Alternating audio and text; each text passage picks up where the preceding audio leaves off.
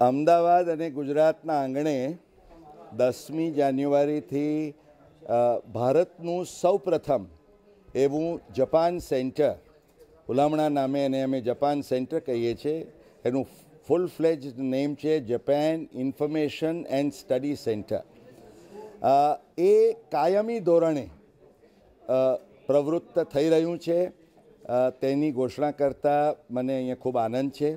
Ahmedabad management એસોસિએશનના આંગણે Indo Japan friendship association Gujarat તેમજ મિત્સુબિશી કોર્પોરેશનના સહયોગથી આ એક આખું જે કેન્દ્ર તૈયાર થઈ રહ્યું છે. એનો મુખ્ય આશય એ છે કે ભારત અને જાપાનના જે દ્વિપક્ષી સંબંધો છે, શૈક્ષણિક, વ્યાપારી તેમજ સાંસ્કૃતિક, એટલે જેને આપણે ABC in one stop shop કહીએ, એકેડેમિક, બિઝનેસ અને કલ્ચરલ, એ ત્રણેય દિશાઓની અંદર આપણા દ્વિપક્ષી સંબંધો ખૂબ ઝડપભેર વિકાસ પામે અને ભારતીયો જેમને જાપાન વિશેની જાણકારી મેળવવામાં અથવા તો જાપાન સાથેના સંબંધો વધારવામાં રસ હોય એમને માટે આ સેન્ટર એક ખૂબ મહત્ત્વનો ભાગ ભજવશે.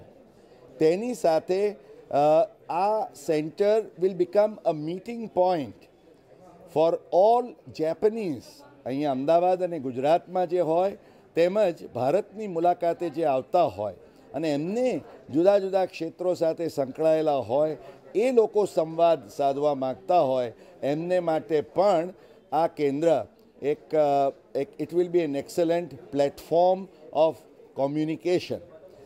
આ સાથે એક નાનકડી વાતનો જો હું ઉલ્લેખ કરું તો 2 અઠવાડિયા સુધી અમદાવાદ મેનેજમેન્ટ એસોસિએશનના આંગણે એક બહુ જ મોટો જાપાનીઝ મહોત્સવ ઉજવવા જઈ રહ્યો છે, જેમાં જુદા જુદા 7 જેટલા જાપાનીઝ કલાઓ ઉપરના ડેમોન્સ્ટ્રેશન્સ અને વર્કશોપ્સ, 3 આંતરરાષ્ટ્રીય વિજેતા જાપાનીઝ ફિલ્મ અને અનેકવિધ વિષયો ઉપરના વ્યાખ્યાનો વગેરેના આયોજન કરવામાં આવ્યું છે, જેમાં હજારો જાપાન પ્રેમીઓ આમાં ભાગ લેશે. જાપાન અને ભારતના સંબંધો ખાસ કરીને વ્યાપારિક ક્ષેત્રે અને ગુજરાતના આંગણે આજથી 5 વર્ષ પહેલાં કદાચ ગુજરાતમાં 5થી વધુ જાપાનીઝ કંપનીઓના તમે નામ ન લઈ શકો.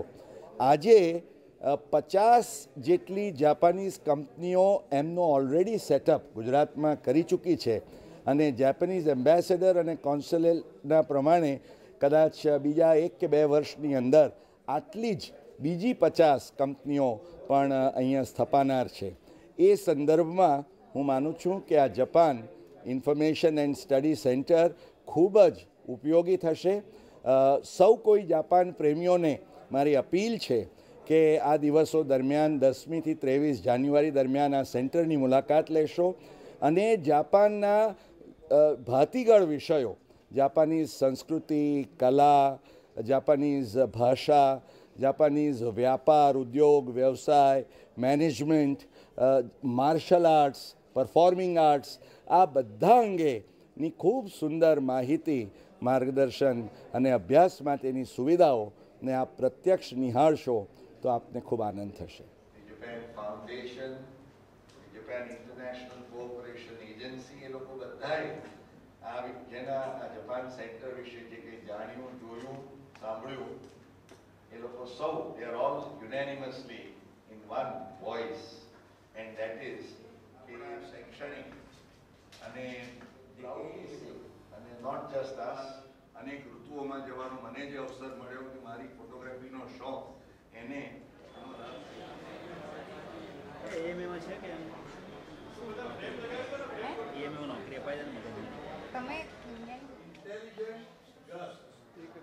and I think this absolutely is communicating. If she is doing proud and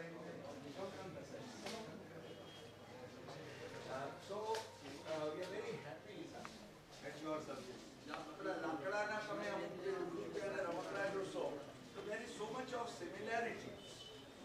So that will give a kind of an identification. And that is what